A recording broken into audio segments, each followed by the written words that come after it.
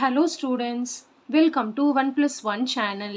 In the problem if all the 3 cakes are divided among the total participants of the function, what would be each one's share? Discuss அப்படினு சொல்லிருக்காங்க.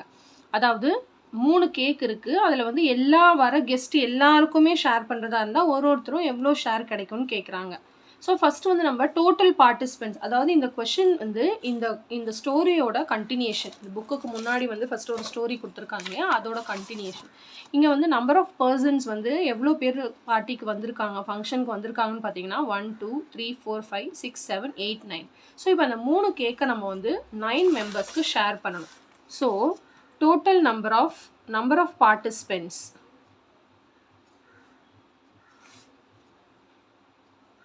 Number of participants பார்த்தீங்கன்னா 9. So number of cake பார்த்தீங்கன்னா 3 cakes இருக்குது.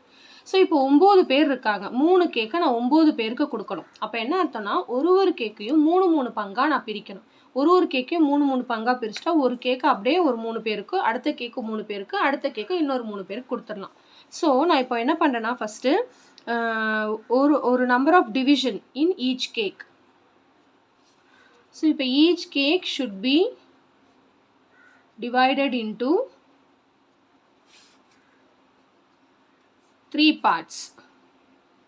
அப்போ ஒரு கேக்கு 3 பார்ட்னா number of parts எத்தனை parts இருக்குது, எத்தனை பார்ட்ஸ் அதில் வந்திருக்கு அப்படின்னு பார்த்தீங்கன்னா ஒரு கேக்கை வந்து 3 பார்ட்டாக பிரிக்கிறேன்.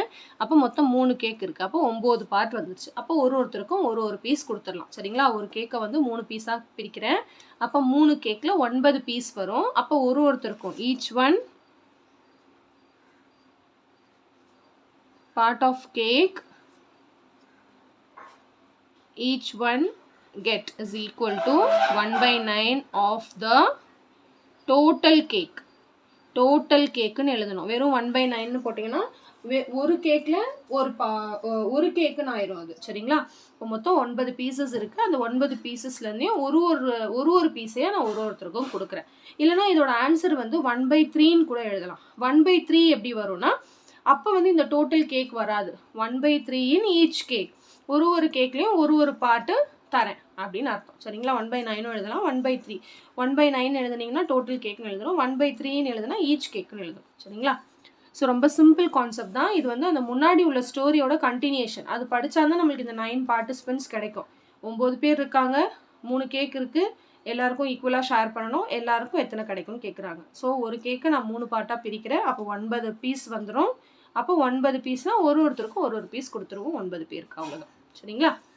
ஸோ கண்டிப்பாக இந்த சம் நல்லா உங்களுக்கு கிளியராக அண்டர்ஸ்டாண்ட் ஆயிருக்கும்னு நினைக்கிறேன். So thank you so much for வாட்சிங் ஸ்டூடெண்ட்ஸ். பாய்.